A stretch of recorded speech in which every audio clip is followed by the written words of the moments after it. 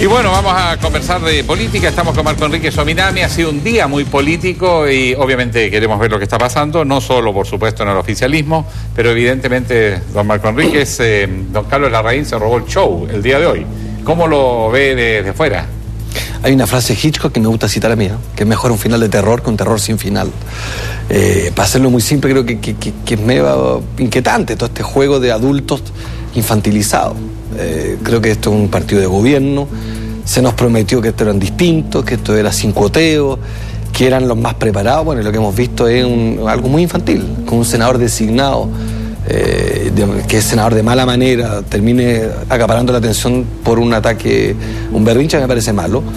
Si él quiere renunciar a algo, yo tengo una idea para él, que renuncie a su senaturía, que es una senaturía mala vida y que ayude a derrotar una institución que es bien impresentable, que es mandarle a la gente de Valdivia un senador que no es de Valdivia y que además no fue electo por ellos.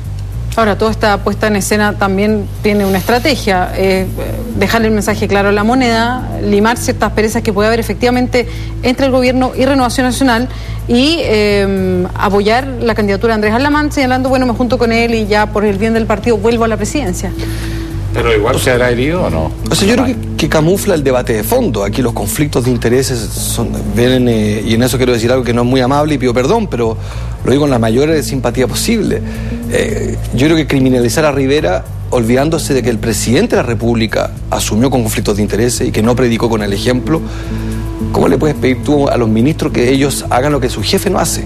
O sea, perdón, lo que hace Carlos Larraín de alguna manera va camuflando lo que pasó con el ministro Rivera. Creo que ya es una polémica falsa. Aquí el tema de fondo es que tenemos autoridades nombradas por el presidente. El propio presidente no se tomó en serio el reclamo de transparencia que le hacía Chile al principio. Quiero recordar que LAN Chile, Colo-Colo, Chilevisión fueron vendidos tardíamente. Él no se quiso deshacer de empresas que son reguladas por el Estado, donde el Estado por lo demás incluso entrega fondos. O sea, no son cualquier sector, no es dueño de una panadería, no se trata de un PPM o de un IVA, se trata de empresas, los cielos aéreos LAN Chile, se trata de un club de fútbol y se trata ni más ni menos con un canal de televisión.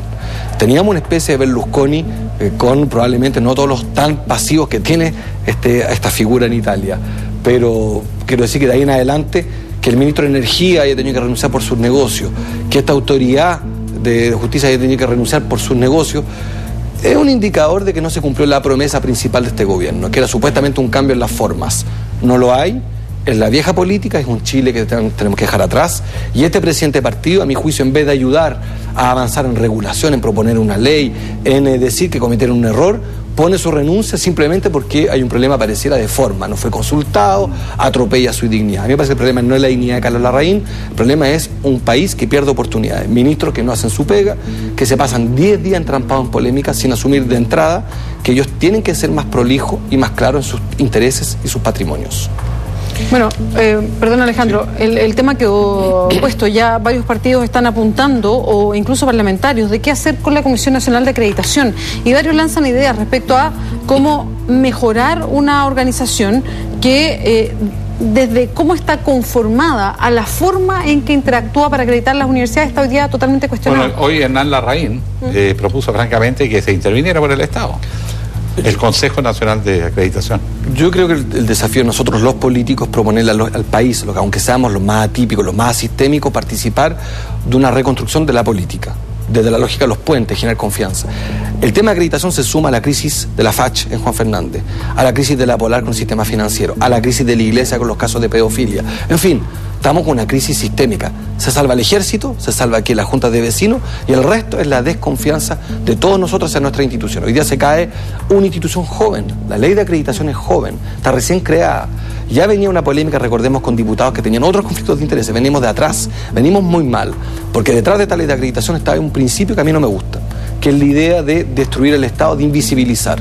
La ley de acreditación que tenemos invisibiliza al Estado, a tal punto que las universidades privadas podían finalmente, por la vía de los hechos, elegir a quién las evaluaba. Hay que cambiar esa ley por desvincular eso, romper esa posibilidad.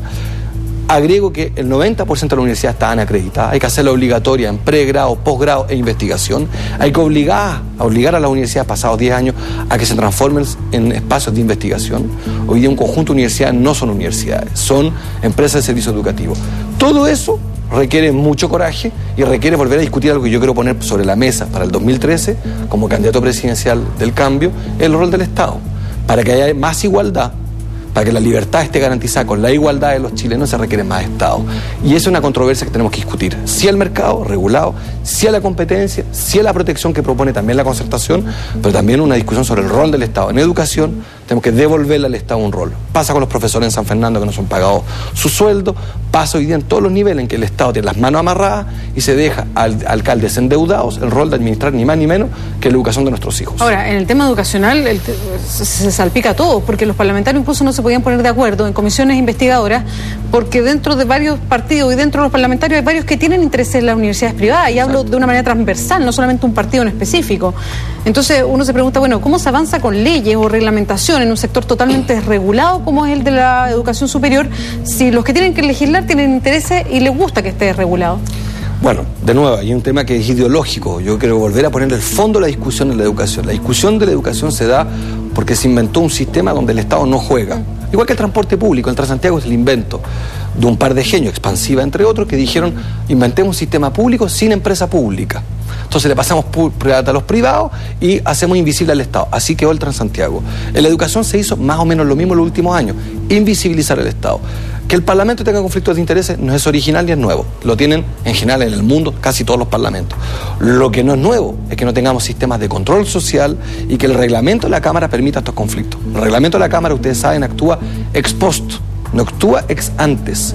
Es apenas cuando tú asumes como diputado tienes que rellenar una hoja que se audita poco, que se fiscaliza poco. Sí, vamos a eso, porque mucho de esta no fiscalización uno tiene la sospecha que se produce porque los propios fiscalizadores no se han preocupado de hacerlo. ¿Hay novedad en Renovación Nacional? Sí, Marco Enrique nos espera un poquito aquí mismo en el estudio. Vamos a tomar contacto con Cristian Borcós, que está saliendo el precandidato de RN, Andrés Alamán.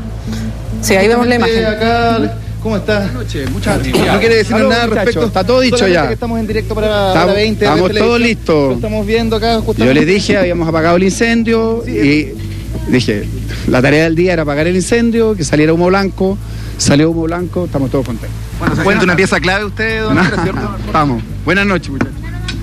Bueno, bien breve, ¿cierto? Se había dicho que posiblemente no iba a hablar Andrés Alamán. Algo dijo, pero prácticamente lo mismo que señaló al comienzo, es decir, que había que apagar el incendio, se había apagado y que finalmente la misión de él era que saliera humo blanco. Eso fue justamente lo que pasó hoy día. Bueno, el resto de la historia ustedes ya la conocen. Carlos Larraín vuelve entonces a ser timonel de Renovación Nacional y ahora en estos momentos las escuetas declaraciones de Andrés Alamán, quien vino justamente a persuadirlo de que él no abandonara la presidencia de esta colectividad. Perfecto, muchas gracias, Cristian. Retomamos entonces el tema acá en el estudio. Apagar el incendio, salió humo blanco. Dos frases de Andrés Alamán muy escuetas, las venía pronunciando durante la jornada, había llegado a eso de las 18 horas con 30 minutos a Renovación Nacional, ahora va saliendo, ya salió Carlos Larraín, que dijo que había retomado nomás, no, ninguno de los dos quiso hacer referencia a lo que había ocurrido, con lo cual me imagino habrán llegado a la conclusión de que esto debe terminar acá y se acabó el tema, y no hablaremos más de Teodoro Rivera, no hablaremos más de RN ni las relaciones con el gobierno. ¿Qué más no habría que hablar? Pero, ¿qué hay detrás?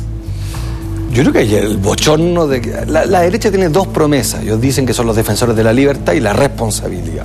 Sobre lo primero, yo concurro con felicidad que tengamos más libertad en Chile, quiero más igualdad también. Sobre la responsabilidad, que se cae a pedazo la idea de la gobernabilidad que ofreció la concertación, que hoy día está peleada entre ella y hoy día este gobierno, donde un militante candidato de un partido nos habla del incendio de su casa y no nos habla del problema que tenemos en Chile, con los conflictos de intereses, lo bochornoso que un ministro de Justicia, aparentemente, y le presumo su inocencia, haya incidido en la acreditación de sus propios negocios familiares por la vía de contratar a un imputado hoy día. En fin, es bien bochornoso porque lo que hay detrás son los miles de estudiantes de la Universidad del Mar que están hoy día en la calle. Se trata de gente esforzada que se endeuda y que un candidato presidencial no fije posición sobre esto, sobre el fondo, no sobre la renuncia de su amigo Carlos Larraín, que para serle franco creo que no emociona mucho a nadie, ni a los propios militantes de RN. Lo que hoy día está en juego es un gobierno que le queda todavía un año. Y apenas quedándole un año todavía asistimos al desgobierno, no a transformar hoy día un conjunto de servicios públicos, hacer mejores viviendas, etcétera, etcétera. Marco Enríquez, hoy día se conoció, y a propósito de la Universidad del Mar, que entran las iglesias evangélicas, todavía no entregan mucho detalle de cómo va a ser la fórmula, pero sería un traspaso, ellos pasarían a controlar cómo iglesias evangélicas, toman parte 3 iglesias importantes dentro de los evangélicos en el país, toman parte del 66% de la Universidad del Mar, pasan a controlarla. No se sabe mucho más, tiene un acuerdo de confidencialidad, todavía lo van a ir aclarando con el correr de las semanas. ¿Cuál es su primera impresión? Y a propósito que estábamos tocando una cesión de un 60 y tanto por ciento que se entrega a la iglesia evangélica. Pero la iglesia evangélica tiene muchas personalidades jurídicas, porque entiendo que son bastante autónomas. Entonces no está muy claro cuál es la figura, pero es un principio de cesión. No habría transacción. Yo creo que la educación es el futuro de Chile. Dicho esto, creo que la educación gratuita a las universidades laicas. Chile es un estado laico, vale decir, todas las religiones deben tener derecho a expresarse. Hay universidades católicas, ultracatólicas, existen universidades extremadamente confesionales. A mí no me da problema que exista diversidad en las universidades privadas. Subrayo que el Estado de Chile debe garantizar conocimiento laico al país, vale decir, no poniendo barreras de entrada según los credos, que ellos se hagan parte de esa universidad y que solucionen una parte del problema. Bien, hoy a mí me preocupan los miles de alumnos de la Universidad del Mar, con los que me he reunido con varios de ellos, que están en el peor de los mundos, endeudados, sin poder cambiar su universidad, no son convalidables sus ramos, están en el infierno. Se trata de alumnos, buenos alumnos, que pagan por estudiar y terminaron en la calle por, de nuevo, el gran ausente, este ogro filantrópico, como decía Octavio Paz, que es el Estado. Este Estado al que le da vergüenza a la concertación y a la alianza defender. Hay que hablar del Estado. El Estado tiene un rol en la esfera pública, en la racionalidad pública, la que tenemos que devolverle a la educación. Bueno, Marco, muchas gracias por acompañarnos aquí en Hora 20. Gracias. Gracias. A ustedes.